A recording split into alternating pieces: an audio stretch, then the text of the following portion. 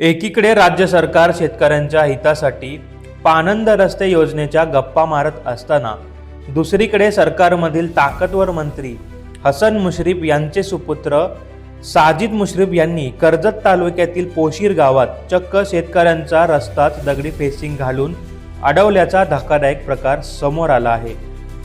या मनमानी कारभारामुळे शेतकरी रोशन हाबळे यांच्यासह अनेकांची शेतात जाण्याची वाट बंद झाली असून याबाबत तहसीलदार आणि नेरळ पोलिसांकडे दाद मागूनही प्रशासन मंत्रीपुत्राच्या दबावाखाली गप्प असल्याचा आरोप होत आहे।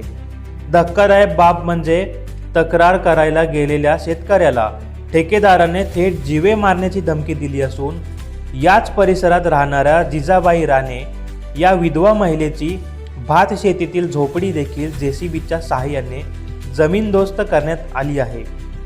35 वर्षापूर्वी विश्वासाने जमीन दिल्यानंतर आता उरली सुरली हक्काची जमीनही बळकावण्याचा प्रयत्न होत असल्याचा टाहो जिजाबाई फोडत आहेत। लोकप्रतिनिधींच्या मुलानेच जर अशा प्रकारे कुंपण बनून शेत खाण्यास सुरुवात केली आणि हतबल प्रशासन केवळ बघ्याची भूमिका घेत असेल तर सामान्य शेतकऱ्याने न्याय मागायचा कोणाकडे, असा संतप्त सवाल आता कर्जत तालुक्यातून विचारला जात आहे।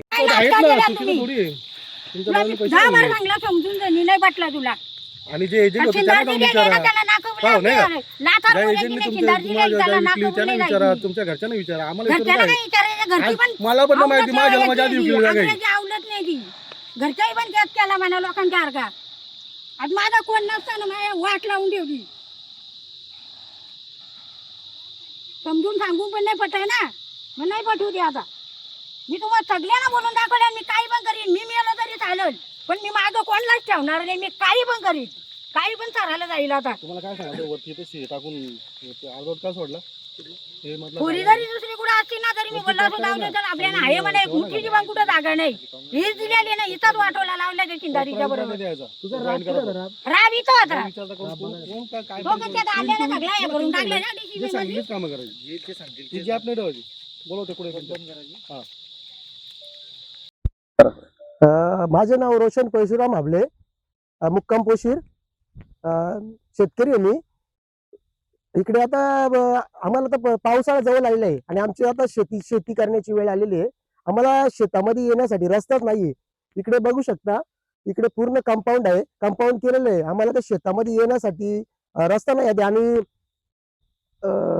आणि इकडे आम्ही तहसीलदार आणि पोलीस स्टेशनला सुद्धा आम्ही गेलो होतो तक्रार करण्यासाठी, तर कुठल्याही प्रकारची तक्रार तहसीलदार साहेबांनी सुद्धा घेतलेली नाही आणि कलम पोलीस स्टेशननी सुद्धा घेतलेली नाही। आणि इथं आम्हाला दमदाट होतं। आता राब भरणीचा वेळ आलेला आहे, आता राब जाळतात ते, आणि मग त्याच्यामुळे आम्हाला राब भरणीचा वेळ आता, तर इथे दमदाट होतं तिथे येण्यासाठी।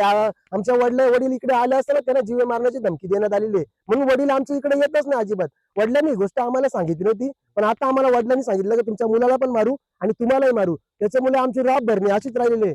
आणि आता येण्यासाठी रस्त्याने आम्ही यावर्षी ते हसन मुश्रीफ म्हणून मंत्री असताना एवढी शासकीय अधिकाऱ्यांना एवढा दबाव का, म्हणून शासकीय अधिकारी आमच्यावर लक्ष देत नाही अजिबात। आम्ही न्याय कुठे मागायचा आहे? आणि यावर्षी शेती होणारच नाही, कारण रस्ताच नाही आम्हाला यायला। आम्ही यंत्रणा आणणार कुठून, ट्रॅक्टर आणणार कुठून यावर्षी?